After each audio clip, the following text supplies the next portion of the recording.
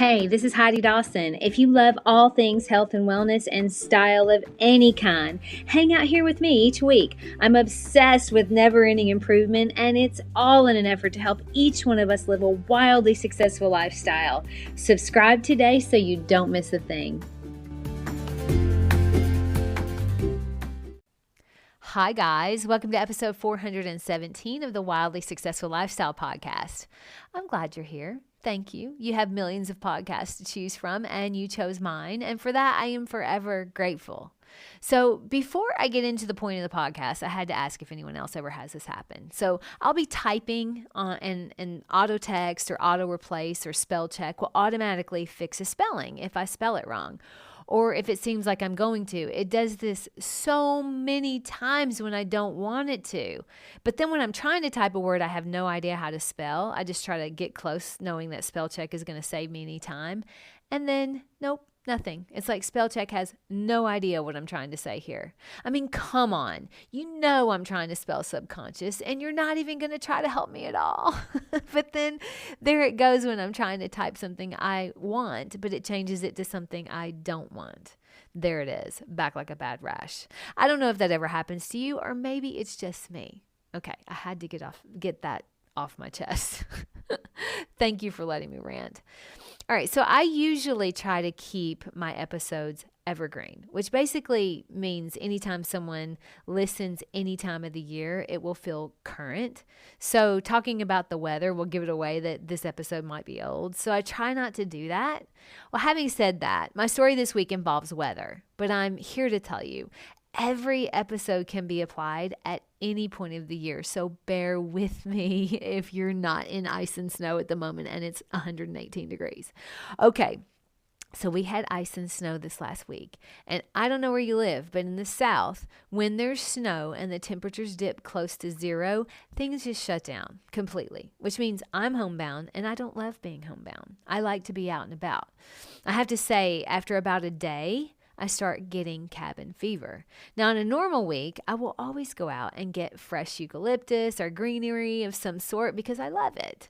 And it is so inexpensive, like it's like $3.99 a bunch. So I like to have fresh greenery. Now, this week, I knew I wasn't going to be able to get out to the store. My husband, Eric, was having to take my car, which is the only car that can drive in the snow. So he takes my car to work, which means I'm homebound for a few days. And I've already said, I don't love that, but I'll live. Worst things have happened, I know. Okay, so I'm looking around, and the greenery I have currently is already on its second week, maybe going on its third, and it's really starting to dry up. But I knew I wasn't going to be able to replace it, and I also knew I thought it would feel stark to me without the fresh greenery. So for a minute or so, I considered leaving the old dry stuff I had up just to have something there. But I quickly came to my senses and I thought, wait a minute, what are you doing? Leaving dried out greenery that at this point is beyond saving just so that something is there?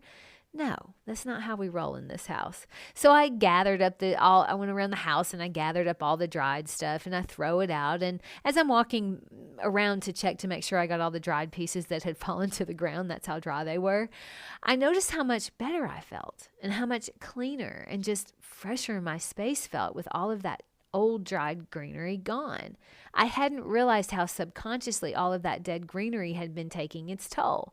I actually had the thought in my mind that, wow, having nothing there is way better than keeping around the old greenery that was bothering me just to have a filler.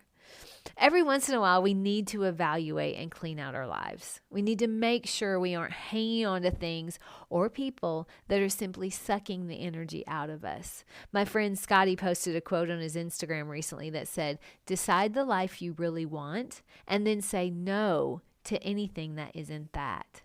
The thing I think that happens is we live so long with things that don't bring us joy that we just stop seeing them. We stop noticing the way they make us feel. We become numb to them.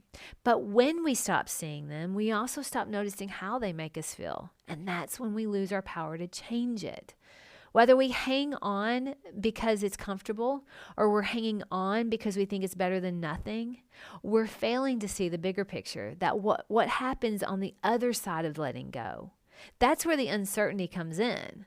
Now, our brain focuses only on the negative of what could happen that's bad.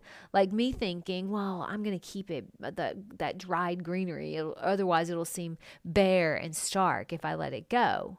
But that doesn't make way for what good could come from it, like my liking the clean and fresh feel. And I found that I actually liked one area better without anything there at all. So my challenge for you today is to take a look around at your surroundings. Are there things that have been needing to go for a while, but you stop seeing them?